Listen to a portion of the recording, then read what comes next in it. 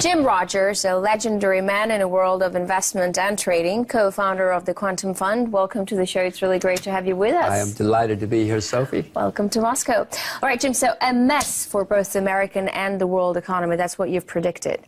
What is it going to be like? Is it going to be just as bad as 2008? No, Sophie, it's going to be much worse. You should watch RT TV. Tell me. It's going to be much worse. We had a problem in 2008 because the debt was very, very high.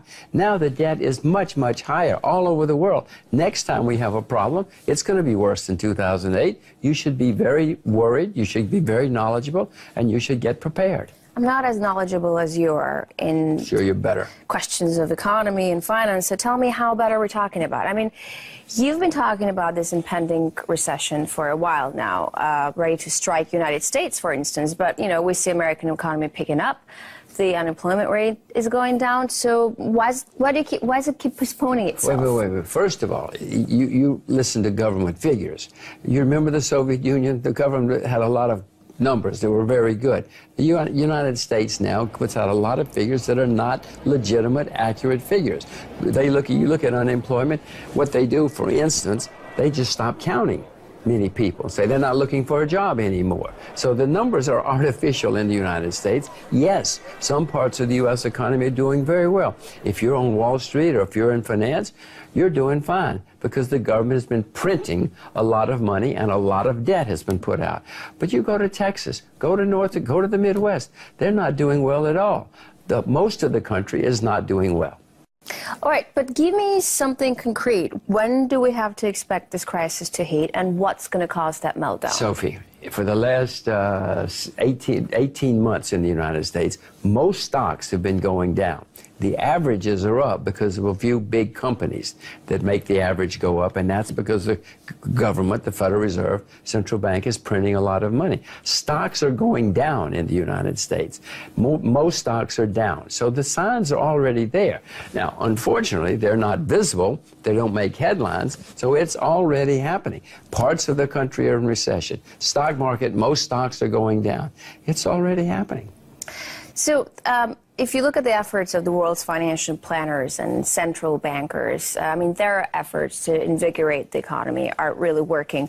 What is working? What could work without the government interference? Without the government interference, wouldn't that be wonderful? Then we probably would have been finished with the problems of 2008 or 9. But most Americans will tell you that the economy is not better now. Their lives are not better than they were in 2008 or even 2005. Most Americans do not have a better life for a long, long, long time. If you ask me what to do, first of all, you should abolish the Federal Reserve. Now, America's had 3 central banks in our history. The first 2 disappeared. You can get along without a central bank, as we have. This central bank is a disaster. They've been printing a lot of money. They've been running up staggering amounts of debt. So the first thing we need to do is either abolish the central bank, which is unlikely, or tell them to stay out of the way. Tell them to stop printing money. Tell them to stop building up the debt. That's the problem in the U.S. Sophie, the United States is the largest debtor nation in the history of the world. Not the largest in the world, the largest in the history of the world, and the debt is getting worse. This is not a good situation. So you're thinking abolishing the central bank is going to improve the situation on the market? This particular central bank. Now, the world without central banks has problems, too.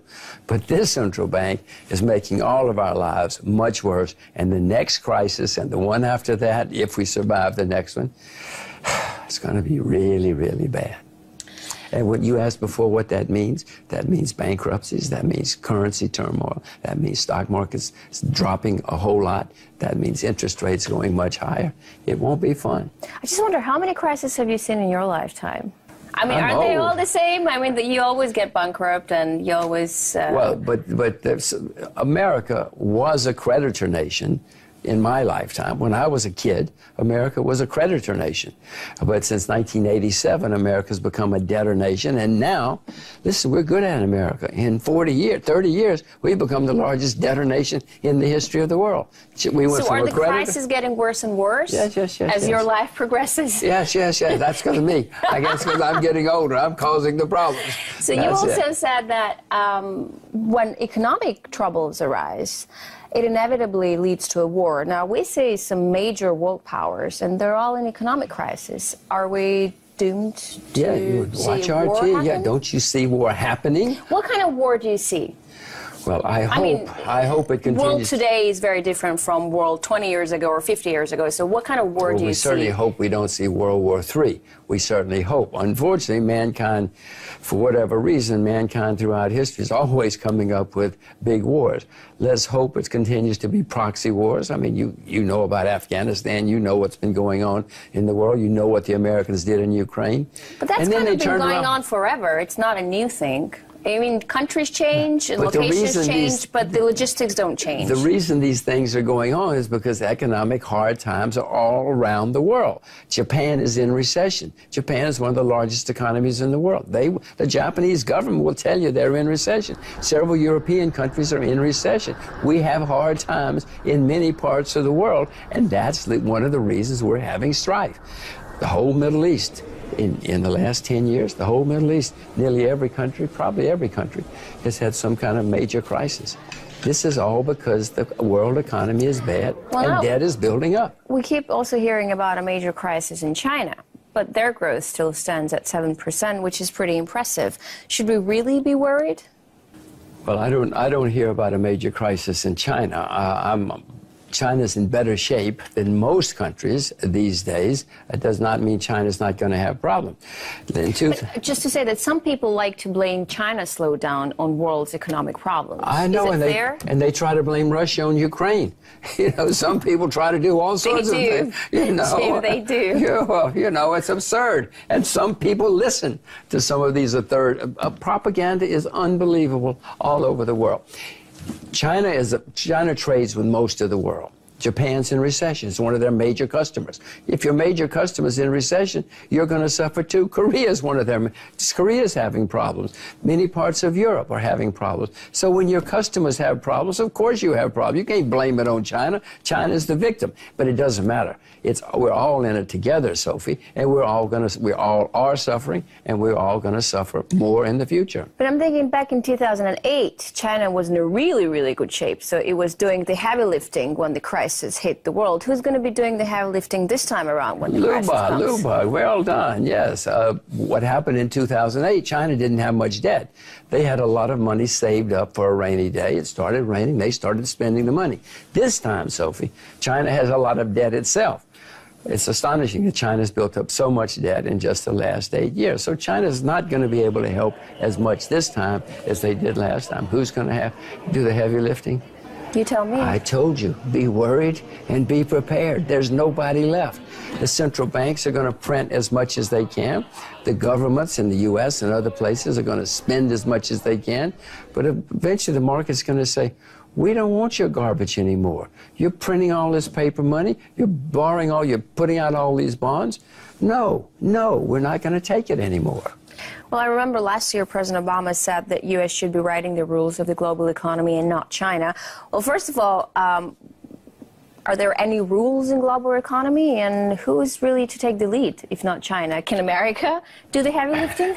Well, America will, for the most part, because many people think that America is still the dominant economy. It is the largest economy in the world. So it is, objectively speaking, still, right? It's the largest economy in the world right now. Objective, any measure you want to use, yes. But it's also the largest debtor nation in the world, and most of the growth in the past few years has been based on debt.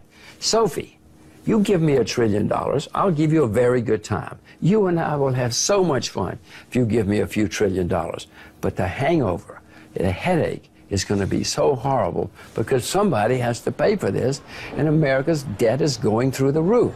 So yes, America's leading the world economy, but it's all based on printed money and borrowed money. And in the end, it's going to be a disaster for all of us. So obviously, when the crisis hit, people tend to look for a safe haven. And a lot of people still think that safe haven is the dollar. They like to save their money in dollars, not in euros, not in yens or rubles, in dollars. You don't think so?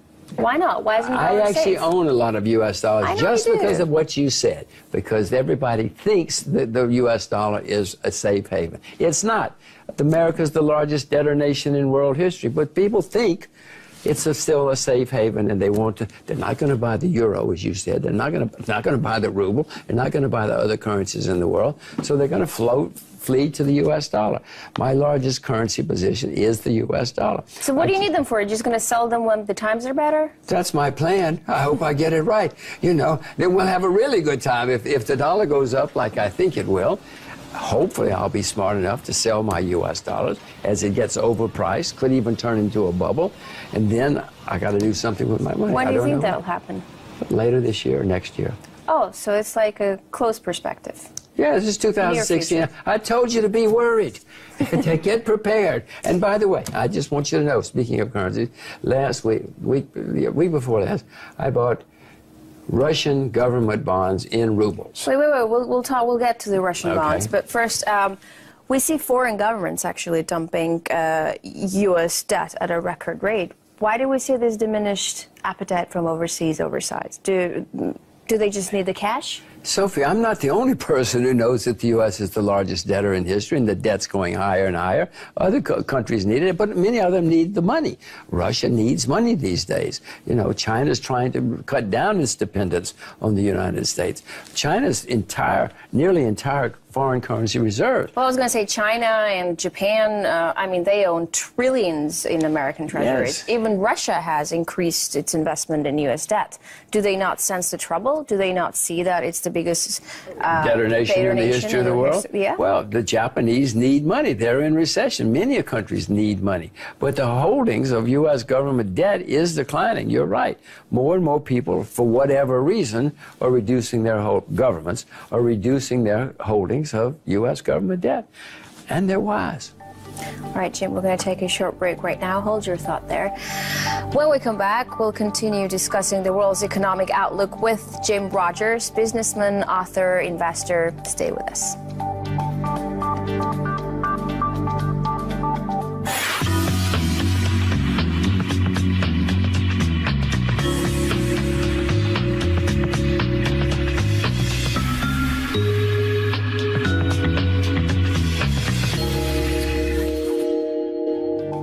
We're back with Jim Rogers, U.S. investor, businessman, discussing the state of the world's economy and what it means for us. So U.S. dollar is slowly forfeiting its position, right? Could something else take its place? How soon could it happen? What could it be? We need something to compete with the U.S. dollar because it is a flawed, terribly flawed currency. Now, you look around the world, there's nothing on the horizon except possibly the renminbi. Renminbi is a huge economy. It's not a huge debtor like many other countries, so the renminbi is the only one I can see. Now, the renminbi is not convertible, so it's an absurd statement, but it is becoming more and more convertible, more and more freely tradable, and as that happens, it's the only currency that I can see that will replace the U.S. dollar or begin to compete with the U.S. dollar. It takes a long time to get rid of old currencies. But right now, as we speak, what is safe in terms of commodities? Is gold safe, for instance? I own gold. I hope I still have it here. Yeah, I have gold. Can I have it? You can look at it, just to prove to you I have gold. I even have some Russian gold in here. Nice coin. See, that's Russian gold. So I own some gold, but I'm not buying gold now. I haven't bought gold in a while. I expect a better chance to buy gold sometime in the next year or two. If the dollar goes up, gold may go down. But if it goes down, I hope to buy a lot more gold because eventually gold is going to go through the roof. As this turmoil increases and people lose more and more confidence in governments, more and more confidence in paper money, they're going to look for something. And gold and silver will be a couple of those places. If you're looking for something right now, agriculture. Wait, Sophie, well, yeah, you believe that the future is in agriculture, that farmers are the billionaires of the future. But why farming? I mean, it does seem like it's a step back in history, no, rather than the other way around. Sophie, just like going back to gold or going back to typewriters because everything's wired and they always save ways to typewrite things. Do you know how to drive a tractor? No, I don't. No, you don't. I don't even have a driving license, Jim. Really? Yeah. Not even for a car? No. Motorcycle? No. Oh, my gosh.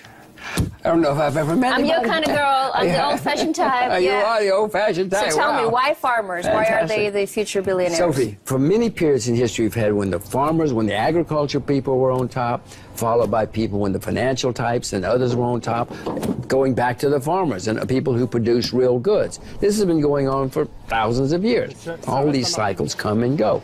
Now, agriculture has been a horrible business for 30 years. The average age of farmers in America is 58. In Japan, it's 66. In Canada, it's the oldest in recorded history. The highest rate of suicide in the UK is in agriculture. Millions of Indian farmers come. This is a terrible business, horrible business, and it has been for over 30 years.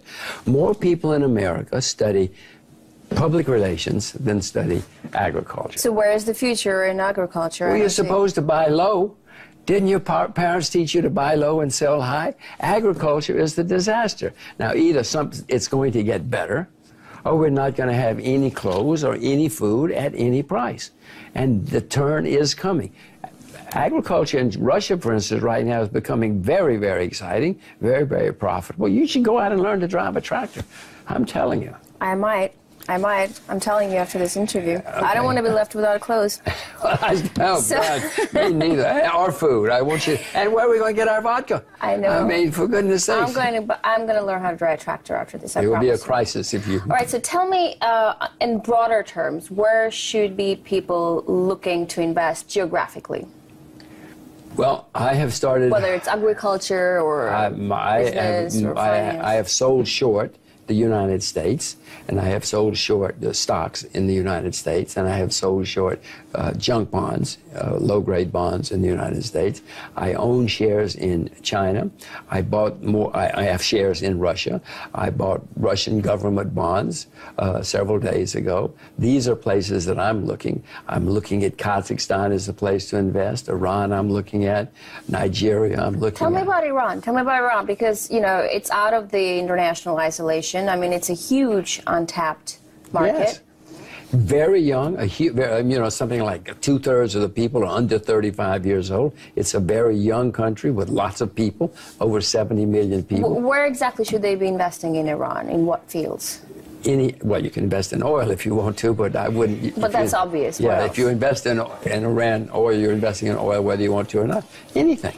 They've been under sanctions for a long time. They want everything.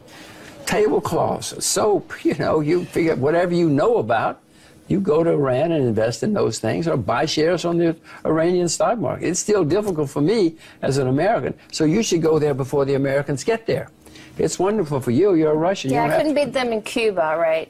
Well, you don't have to compete with the Americans in Iran. When they get there, then you got to compete with the Americans. But talk to me about Russia. I mean, you keep saying that you like to invest here, but the ruble is losing its value, and the general opinion is that it's not a good place to invest. Why is it good to invest in Russia right now? Sophie, the Russian stock market is the most hated stock market in the world. Not only the stock market, Jim. What else? The country? The women? What are you talking about? Anyway, I like to invest in unpopular places, unpopular stock markets. I have learned in my career that if you invest in things which everybody dislike and hate, you're probably going to be very well off 2, 3, 5 years later. That these things, I mean, I can remember just about every country which has been very depressed at times. If you buy it, it turns around. So you expect the ruble to rebound? It already has started rebounding. It's rebounded. I expect that the ruble will probably not go down. The ruble is in the process of making a bottom. Even if, well, oil is in the process of making a bottom, therefore the ruble. But Russia now has things which are replacing oil. Agriculture is booming in the Soviet Union, in Russia now, for many reasons. Some artificial, but some real. So there are other things that are going to replace oil in the future in Russia. Yeah, well, oil.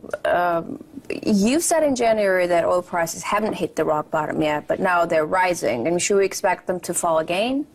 Well, the prices did go down dramatically after I said that, and they did hit a bottom. What normally happens, Sophie, is things go down. We have a big drop. It hits a bottom, and then what we call in America a dead cat bounce. It bounces like that. So what's going to happen now? I mean, it's the first. Let me finish it. You have the dead cat bounce, and then it goes back. It tests the lows, and then it's the end. It's usually the end of the big collapse, and then it goes like that, and then it starts going up again. So that's what's going to happen. So with where oil. are we at right now? We're at the first hike? We had the big dead cat bounce. Okay. We're probably going to now have some correction to go back. We may go higher, but we'll probably go back for a while, lower, feel around, test the bottom. That'll be the bottom, and then 2 or 3 years from that, it'll be higher again. So the rebound is 2 and 3 years? It's sooner, probably later this year or next. But I'm thinking cheap oil. First, I want to tell you one thing, Sophie. I'm the world's worst market timer. I'm the world's worst short-term trader. So I don't know. You watch RT, and you can find out the exact timing of these things. I am terrible at it. Okay. You're just like a good clairvoyant, because when they predict the future, they say right away, we're good, but we can't see the time. You know? I didn't know that's what they said. I'll use it, too. That's what they say. That's what they say. Well, okay. So, but back to the oil. I'm thinking cheap oil is actually good for a global economy. No, isn't cheap energy a driving factor for growth in like giant countries like China or India? It's absolutely. There are more people who consume energy than produce energy. There's no question about that. It is better for all of us. But in the meantime, many people are suffering. Russia, Nigeria, many people are suffering with lower energy prices. But overall, the world is better off with low energy prices. So, what do you think is in store for the emerging economies like Brazil, India? Well, there are many, many emerging economies, so there's no generalization. Who will take the lead? Who do you think will take the lead? Coming out of this? Yeah. China. China's going to the next great country. China isn't quite an emerging economy. I'm talking about the emerging big economies. Okay, well, first of all, I want you to know, China's the next great country in the world. The 19th century was the century of the UK. The 20th century was the century of the US. The 21st century is what's going to be the century of China. So you have children? We'll have soon. Okay. Oh, Harry show. Luba, then be sure your children learn Mandarin, because it's going to be an extremely important language in their lifetime. I have 2 girls. They both speak perfect Mandarin, because I'm preparing them for the 21st century. Now, you say it's not an emerging market, okay? Which of the emerging I mean, not markets? anymore. Well, okay, yeah, it doesn't matter. That's a statement which is acceptable. Let's see. Conceivably, Russia will help pull us out of all of this. Certainly not Brazil. Kazakhstan, amazing things are happening, amazing changes, positive changes are taking place in Kazakhstan. Amazing positive things are happening in Nigeria, not Brazil. India? Well, if you can only visit one country in your lifetime, Sophie, go to India. But it's not a good place to invest, not with my money anyway. It's got the world's worst bureaucracy, many reasons to it. I mean, it's a wonderful... Worse than in Russia? Yeah, I mean, the Indians learned bureaucracy from the English, and then they took it to a higher plane. They made it... Now, listen, Russian bureaucracy... They took it to a whole new level, huh? A whole new level, the high... I mean, it's astonishing what the Indians can do. But, I mean, Russian bureaucracy is a nightmare. There's no question about that. You should have been here under the Soviets. Oh, my God, was it a nightmare. It's getting better, but it's still bad. You're right. Well done. I want to talk a bit about the upcoming elections. Donald Trump is doing so impressively well. I mean, who would have thought? He may even get the Republican nomination. Who knows? He might win. Even make it to the White House. He might win, yes. So it will be the first time we'll have a businessman at the helm of the state. Do you think that will change anything? Having a businessman being a president? If Donald Trump does what he says he's going to do, we're going to have trade wars with lots of people, such as China, such as Mexico, probably Russia, who knows it. And trade wars have always led to bankruptcy and often led to war. So if Mr. Trump does what he says he's going to do, I've told you to be worried. If Mr. Trump wins and does what he says, you better be panicked, because the world is really going to fall apart. This absolute disaster, worse than I'm even telling you might happen, and we might even have big wars at that point. So now, one thing about it, Sophie, you have job security because journalists have to report it. Somebody has to report to us what's going on, and if this is all very bad, which will happen if he does what he says, it's going to be really, it's going to be a terrible world. I worry about my little girls in that world.